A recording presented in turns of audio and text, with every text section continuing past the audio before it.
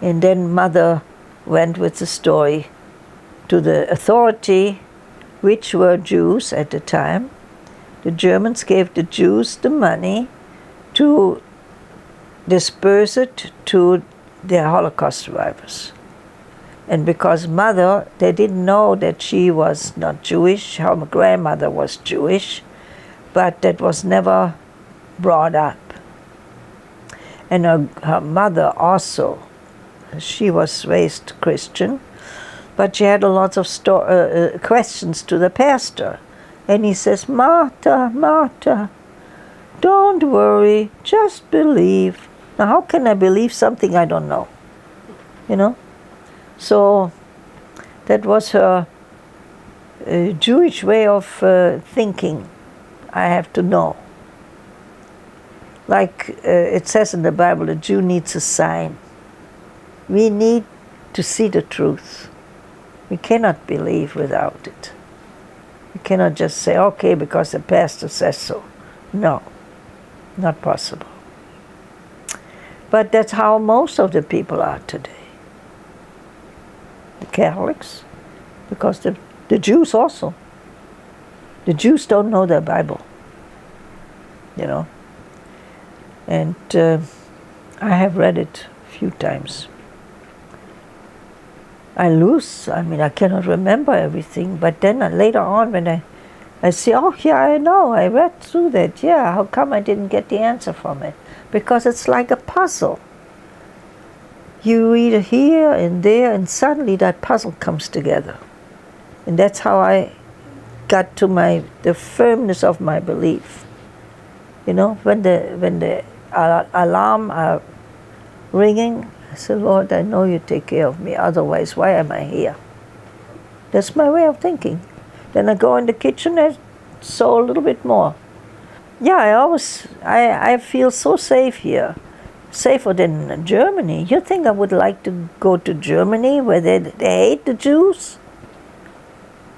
They go through all that again. And today it's worse than it was when I was little. You know? You cannot wear the Jewish star, cannot show anything that you're Jewish. No, I wouldn't want to go back. No, I feel very safe here. For a while, probably. I don't know. Did you feel safe in the USA? Yeah.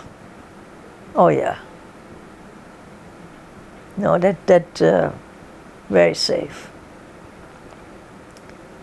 No problems with anything, religious ways or being Jewish, no. No, I felt very safe. And now when you come to Germany, you don't feel safe? When I would go now.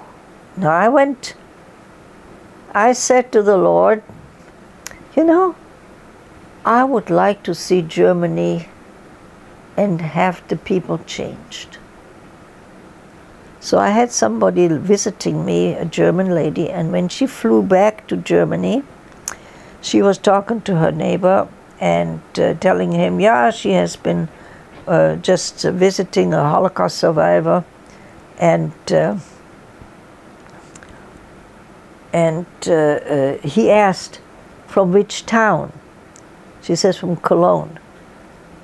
He says, I'm the mayor from Cologne. I will invite you and Mrs. Kaufmann next year to have 1 week with us.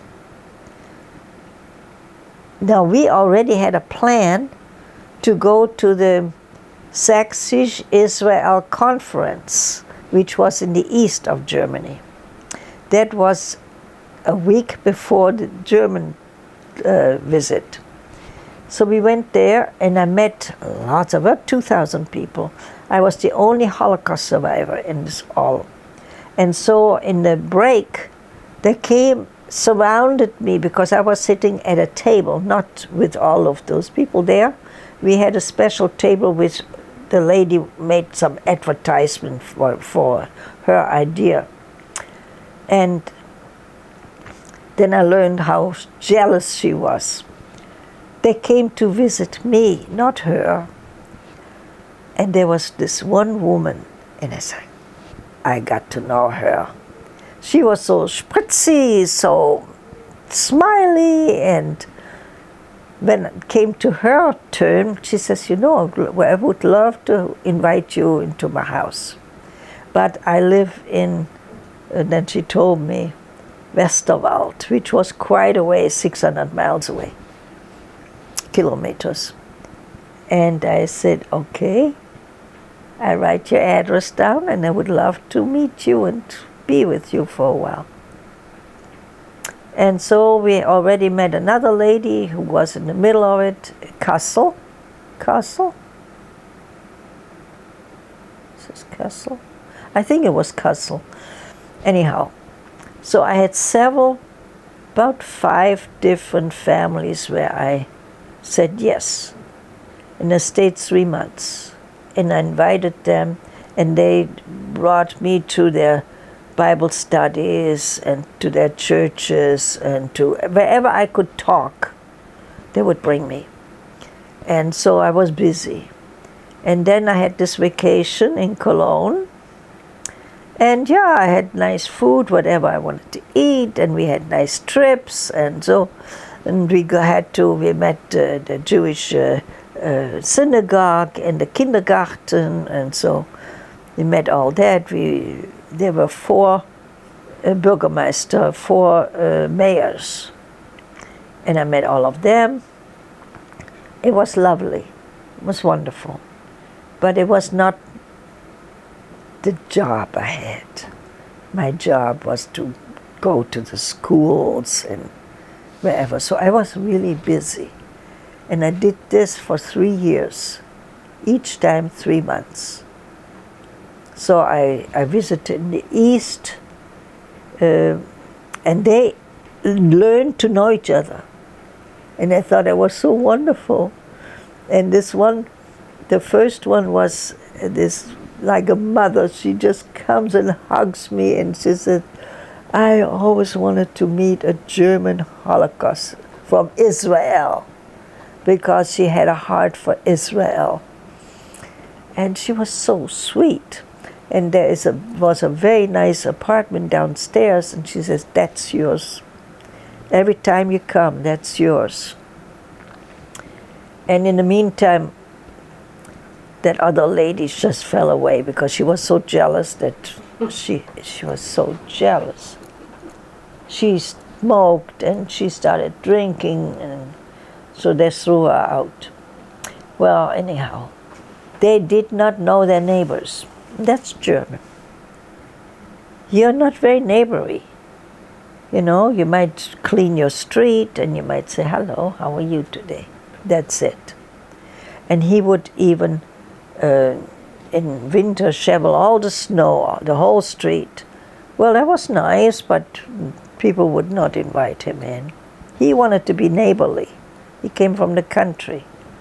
But no. But I went over there and I said, wow, I love to see your flowers, what you have in the front. I wonder what kind of a yard you have in the back. And he says, come, I'll show you. And you know, that one time brought them all together, both houses.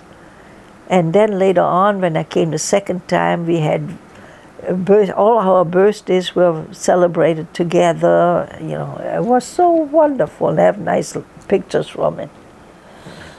So I became the one who brought the people together.